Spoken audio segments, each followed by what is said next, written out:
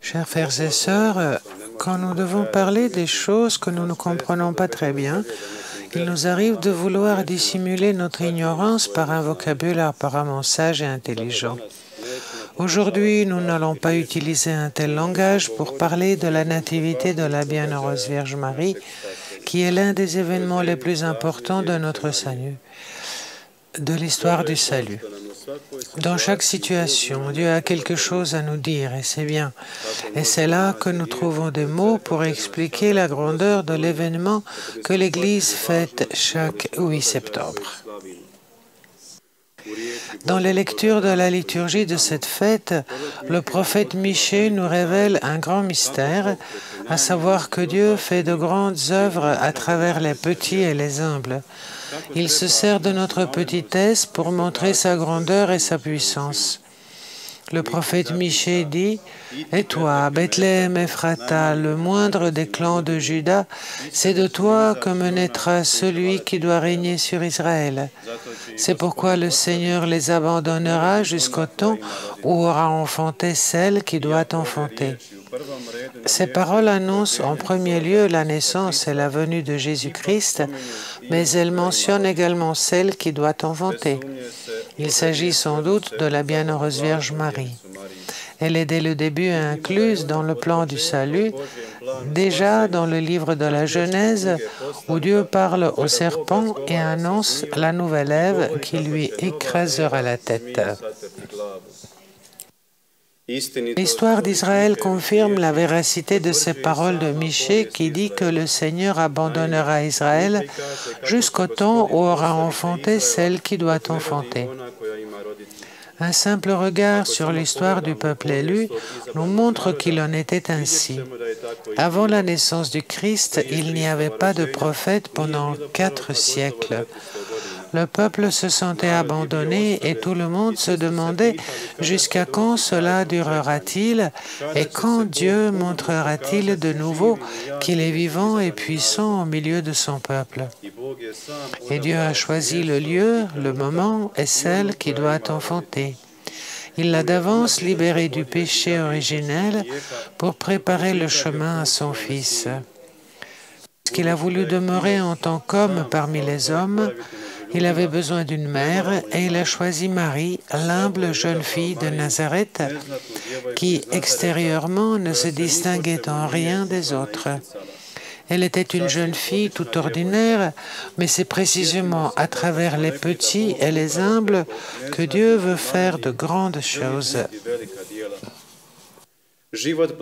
La vie de la Bienheureuse Vierge Marie le confirme. Par sa nativité commence l'œuvre suprême de Dieu, l'œuvre du salut du genre humain, les préparatifs pour la venue de Jésus-Christ, car Marie était pleine de grâce, pleine de l'Esprit, libre du péché originel.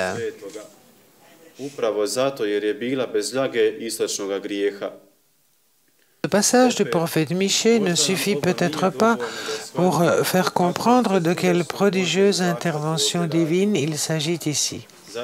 C'est pourquoi en cette fête, pour éclairer la grandeur de cet événement, l'Église nous propose un passage de l'Évangile qui dit des choses apparemment secondaires. C'est la généalogie de Jésus selon saint Matthieu. Nous y trouvons une série de noms de personnes liées par les liens de sang. La plupart de ces noms sont masculins, mais cette généalogie mentionne 3 femmes, Tamar, Rahab et la femme d'Uri, Bathsheba. Većina imena koja čitamo su muška. Spominju se samo 3 žene, Tamara, Rahaba i Bathsheba. Cette liste qui s'achève par le nom de Jésus, que l'on appelle Christ, nous dit que Dieu vient dans l'histoire humaine, pécheresse et versatile. La liste contient des noms de ceux qui plaisent à Dieu, mais aussi des idolâtres, fornicateurs, débauchés, assassins. Certains marchaient avec Dieu, d'autres pas. Les 3 femmes mentionnées dans la généalogie n'ont pas vécu une vie exemplaire non plus. La parole de Dieu nous montre ainsi la vraie vérité. Elle n'embellit rien, elle montre les choses telles qu'elles sont. Ce texte nous montre que Dieu entre dans l'histoire pécheresse de toute l'humanité pour la sauver, pour la racheter, pour la ramener à soi. C'est pourquoi nous y trouvons les noms qui commencent par Abraham et finissent par Jésus-Christ.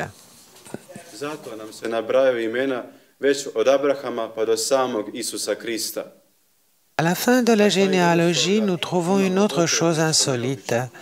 Toute la généalogie parle des pères qui engendrent des fils, mentionne les 3 femmes qui donnent des fils à leur mari, à l'exception de la fin. Matthieu écrit « Jacob engendra Joseph, l'époux de Marie, de laquelle naquit Jésus, que l'on appelle Christ. » Ce n'est pas Joseph qui a engendré Jésus, Marie n'a pas donné un fils à son époux. Dans toute la généalogie, quand une femme est mentionnée, il est dit que le père a engendré le fils d'une certaine femme, mais ici, il est écrit que Joseph était l'époux de Marie, de laquelle naquit Jésus, que l'on appelle Christ. Ce n'est pas pour Joseph que Marie a mis au monde Jésus, mais pour nous tous. Malgré la grandeur de cette œuvre que Dieu a accomplie à travers elle, Marie ne s'est jamais glorifiée, elle ne s'est jamais attribué des mérites, elle n'a jamais retenu les fruits. Toujours et en tout, elle a été ouverte à la volonté de Dieu, elle a coopéré avec Dieu, elle a attribué tous les mérites à Dieu seul. C'est pourquoi elle a pu donner Jésus au monde entier. Dans ce passage, Matthieu parle ensuite de la naissance de Jésus-Christ et montre que pour Joseph, cet enfant fut une source de trouble, alors que Marie apporte Jésus comme une lumière qui brille dans les ténèbres. Alors qu'Israël est loin de Dieu, emmuré dans ces ténèbres, la figure de la bienheureuse Vierge Marie se met à briller comme l'étoile du matin. C'est ainsi que nous l'appelons aujourd'hui d'ailleurs. Elle nous apporte Jésus-Christ, la lumière véritable qui illumine tous les hommes. C'est toute la grandeur de la vie de Marie. Elle apporte le Christ aux autres, elle guide tous les hommes à lui. Nous réalisons cela de manière la plus directe ici à Medjugorje. Depuis bientôt 40 ans, Marie vient à nous assidûment pour nous guider à Jésus-Christ. Jamais, dans aucun message, elle n'a dit qu'il suffisait mettre sa foi en elle et la prier elle. Elle nous appelle toujours à nous rapprocher de son Fils. Certains me disent parfois qu'ils ont du mal à accepter Medjugorje parce que les personnes par lesquelles la rencontre entre le ciel et la terre se passe sont des hommes pécheurs. Certains me disent que ces personnes ne sont pas un modèle, un exemple à suivre. Mais nous voyons que dans la généalogie de Jésus, dont Marie fait partie, les personnes énumérées ne sont pas un exemple ou un modèle non plus. Ce n'est qu'un signe de plus que Dieu tient à nous. Il ne se désiste pas, quels que nous soyons. Et la bienheureuse Vierge Marie nous dit que c'est l'amour de Dieu qui lui permet de rester avec nous, pour nous guider à son Fils. À travers Medjugorje, non seulement Marie, mais le ciel tout entier entre une nouvelle fois dans l'histoire humaine pécheresse, nous redisent leur amour tout fidèle, dans l'espoir que nous les acceptions finalement, que nous commencions finalement à vivre pour le ciel. Je crois que je ne suis pas le seul qui peut témoigner que, dans les moments les plus sombres de ma vie, Medjugorje a été la lumière dont j'avais besoin pour savoir où mettre les pieds. C'est précisément à Medjugorje que nous avons expérimenté une rencontre toute particulière avec Dieu et sa miséricorde dans le sacrement de la Sainte Confession. Ici, Dieu touche l'homme d'une manière toute particulière par un amour maternel et c'est ce qui change la vie de tous ceux qui rencontrent Medjugorje.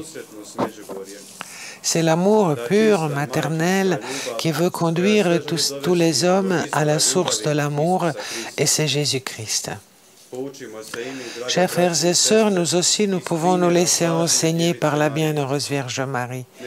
Que notre vie soit une lumière pour les autres. Apportons le Christ dans la vie des autres.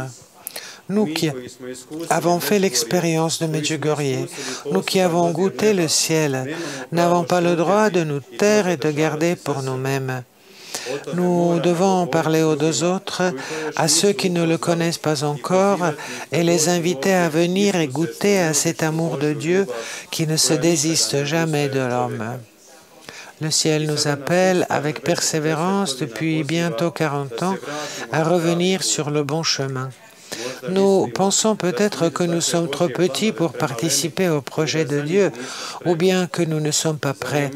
Est-ce que Marie a jamais pu être prête à devenir la mère du Fils de Dieu? Nous devons avoir confiance en la volonté de Dieu, sachant qu'il sait pourquoi il nous a créés et qu'il veut réaliser son plan à travers nous. Que la vie de Marie nous serve d'exemple, car Dieu a besoin de ce qui est petit et sans valeur aux yeux des hommes pour montrer sa gloire. C'est ainsi qu'il peut manifester sa toute-puissance devant les hommes. Permettons donc à Dieu de se glorifier en nous et à travers nous. Et soyons reconnaissants au ciel d'être encore avec nous, malgré nos errances et nos chutes.